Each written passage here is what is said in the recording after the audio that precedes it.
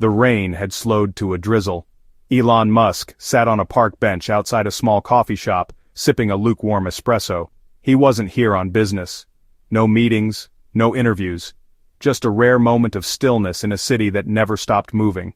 Across the street, traffic hummed, taxis honked, and a group of teenagers laughed loudly as they passed. It was the kind of chaos Elon usually tuned out, but today, he just watched. Then, out of nowhere, a little girl plopped down on the bench beside him. She said to him, "Hi," while swinging her legs. Her sneakers, white but scuffed, tapped against the metal slats. She looked no older than 7 or 8, with deep brown skin and her hair twisted into neat little braids. Elon glanced at her and caught off guard. He said, "Hello," offering a small smile. She stared at him for a moment as if sizing him up. Then, just as casually, she asked, "Do you believe in God?" Elon was taken aback. It wasn't the kind of question he expected from a child, especially not from a stranger. He hesitated for a moment. Then he said, "I don't know, I've never been sure." And the little girl tilted her head and looked at him closely. "You build rockets, but you don't believe in the one who made the stars?"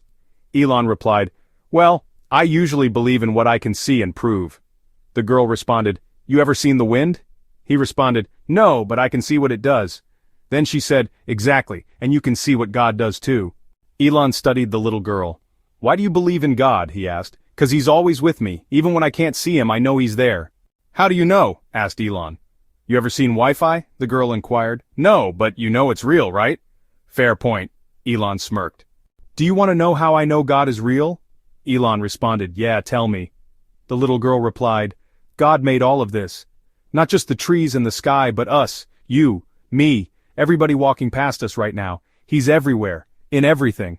Her words hung between them, carried by the sounds of car horns and distant sirens. Elon sat in silence thinking. He had spent his life trying to understand the universe, but he had never looked at it quite like this. Was it possible there was something bigger than all the things he had ever known? Elon glanced at her, noticing how calm she seemed, like she knew something he didn't. "So, why don't you believe in God, Mr. Musk?" Elon replied, "I guess I've always focused on what I can see and touch. I've spent my life trying to understand the world through science, and it never really led me to God." "You don't have to see God to know he's there, you just gotta feel him," the little girl said. Elon exhaled, rubbing his jaw. Could feeling really be enough to believe? He had spent his life chasing answers, equations, theories, proof. Yet something about this little girl's certainty made him wonder if he'd been asking the wrong questions all along. Can you tell me more about how you feel God's presence?" asked Elon. The little girl replied, "Easy, like, when I'm scared, I talk to him. And I know he's listening 'cause I feel better." Elon asked, "That's it? You just talk and it works?" The little girl replied, "Yeah, and sometimes I don't even talk. I just sit real quiet and listen." Elon inquired, "Listen for what?" The little girl explained, "A whisper. Not like, 'Hey girl, this is God,' but like in my heart, a feeling, like everything's gonna be okay." A whisper. Elon sat back, feeling an unexpected warmth settle in his chest. How could someone so young speak with such certainty? Could it be that she had found something he had spent his whole life searching for? The streetlights flickered as dusk crept in. Elon asked, "If God is real, why does he let bad things happen?" The little girl responded, "That's a hard one, but my mom says sometimes bad things happen so we can learn how strong we are." Elon Musk questioned further, "But why? Why would a loving God allow people to go through that?" The girl explained, "My dad used to say that we only see part of the picture, but God, he sees everything. We might be hurting now, but later we'll understand why it mattered." Elon stared down at the damp pavement, the neon reflections shimmering in the puddles. Had he been looking at life the wrong way all along? In his career, the hardest challenges had led to the greatest breakthroughs. But this wasn't about rockets or businesses. This was about something bigger. He leaned back against the bench, closing his eyes for a moment. Something was shifting inside him, peeling away years of skepticism. "You talk like someone who's been through a lot. Why do you believe in God so much? Did something happen to you?" "Yeah, something did." The girl dropped her gaze, tracing the outline of a crack in the sidewalk with the toe of her sneaker.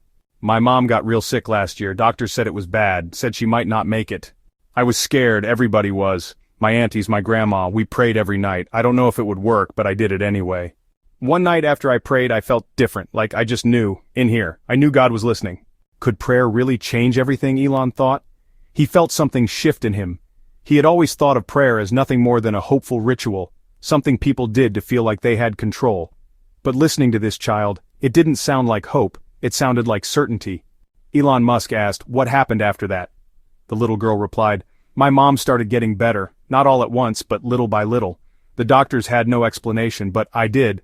Elon exhaled through his nose, rubbing his thumb against his knee. Could it really have been a miracle? He had heard of cases like this before, people recovering when they weren't supposed to. Usually he chalked it up to medical advancements, luck, or the body's resilience. But this girl didn't believe in luck, she believed in God. Elon Musk asked, "Do you think it was a miracle?" The little girl responded, "Yep, I know it was. But even if my mom didn't get better, I know God would have been with us anyway." Elon's stomach tightened. Even if? How could she be so certain, so at peace, with the idea that she might not have gotten what she prayed for? He had spent his whole life fighting for control, trying to outthink problems, to solve the unsolvable. But this girl, this child, had already learned something he hadn't. She had learned how to trust. Elon felt something unfamiliar stir in his chest, something that made him uncomfortable. Her faith wasn't just about getting what she wanted, it was about trust. Trust in something bigger than herself, bigger than anything he had ever tried to control. The city was still loud, horns blaring, people talking, subway brakes screeching, but between them, on that bench, it was quiet. The little girl's story had touched something inside him he hadn't expected, a place he had long buried beneath logic, numbers, and cold, hard facts. He had spent his life proving things, but what if some things weren't meant to be proven? Elon studied her, feeling an odd mix of admiration and disbelief. How could she, a child, no more than 7 or 8, know something he had spent decades trying to grasp? He had traveled the world, launched rockets into space, and searched for life on other planets. But now, he wondered if the biggest answer of all wasn't out there in the stars, but sitting next to him on a rusty bench in the middle of Harlem. "But what about all the bad things in the world?" Elon asked. "If God is real, why doesn't he stop suffering?" said Elon. The little said, "I asked my mom that too. She told me that God gave us free will and sometimes people make bad choices. But that don't mean God ain't with us. When things go wrong, he helps us get through it." Elon sat back, stunned by the simplicity of her words. His whole life, he had viewed suffering as pointless, something to either eliminate or ignore.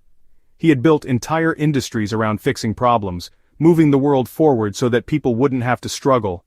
But this girl, this child, was telling him that struggle wasn't something to be avoided, that even in the worst moments, there was something greater at work, something that offered hope, even when things seemed hopeless. For the first time in a long time, he didn't know what to say. The little girl shifted on the bench, then stood up and took a deep breath. "You want to believe in God?" Elon blinked. "No, I can't believe so easily." "But do you want to?" the girl said. The question landed in his chest like a weight. Did he? It wasn't about whether he could or should, it was about whether he was willing to open his heart to something beyond equations and theories, something beyond reason, something he couldn't prove, but maybe, just maybe, could trust. Elon Musk hesitated. "I don't know," Elon said. The little girl smiled reassuringly. "That's okay, God don't ask us to have all the answers right away." Elon exhaled, rubbing his temple. Why did this feel so personal? Why did her words reach places inside him he hadn't touched in years? He had spent his life building, solving, pushing past limits. But this wasn't something he could fix. This was something he had to feel. The girl, sensing the weight of the moment, turned and pointed toward the skyline. She said, "Look at that, ain't it beautiful?" Elon followed her gaze. The sun had dipped low, casting streaks of orange and pink across the glassy buildings. The little girl continued, "My mom says sunsets are God's way of reminding us he's always there, even when we can't see him." Elon had seen 1,000 sunsets, but today, it felt different. For once, he wasn't analyzing the physics of light refraction or the Earth's tilt. For once, he just looked. Her words settled in the air between them, quiet but unshakable. Elon felt something unfamiliar in his chest, something that had nothing to do with logic and everything to do with wonder. The girl tilted her head at him. Elon swallowed hard. For the first time in a long time, he wasn't sure if he had an answer. Elon had never been one to dwell on existential questions. He preferred what could be proven, measured, built. But sitting here, on a worn-out bench in Harlem, with a little girl who spoke of faith like it was air, he couldn't ignore it anymore. Elon paused, reflecting on the little girl's words. "I guess I've never really thought about it like that." The little girl smiled gently. It's okay, most people don't, but that's why we need faith. God gives us a reason to be here, even when we don't understand everything. Elon let his gaze drift toward the skyline. The last streaks of light were fading, and for the first time he felt small. Not small like a speck in the universe, small in a way that felt humbling. I've spent my life trying to find answers, but maybe I've been looking in the wrong places, said Elon. The little girl spoke softly but with conviction and said, God, don't hide. Sometimes we just gotta stop and listen. The girl smiled, her eyes twinkling with something older than her years. Could that be it? Could it really be that simple? Elon felt something settle inside him. Something that had been restless for years. Not an epiphany, not some grand revelation, just a quiet knowing. Do you think God listens to all of us? Elon asked. Yeah, even when we're mad, even when we're sad, even when we don't believe in him, he listens 'cause he loves us. Elon swallowed. Love. That word had always felt like something people earned, something transactional, but the way she said it, it was limitless. I should probably go. My mom's waiting for me, the little girl said. The streetlights flickered on, their glow bouncing off the pavement. The world moved around them, buses hissing, voices carrying down the block. But here, on this bench, time felt still. The little girl stood up and stretched. Thank you for talking to me, Elon said. It was nice talking to you too. Remember, God's always there, you just gotta believe, she said. Elon watched as she skipped away. For a long time he didn't move, didn't check his phone, didn't analyze, strategize, or plan. He just sat there, staring up at the sky. The stars burned bright above the city, distant but constant. He had spent a lifetime reaching for them, searching for answers in the vastness of space. But now, for the first time, he wondered if the answers he had been chasing weren't out there. Maybe they had been right here, all along. The day continued on, deepened, wrapping the city in its quiet hum. And for the first time in years, Elon did something he never thought he would.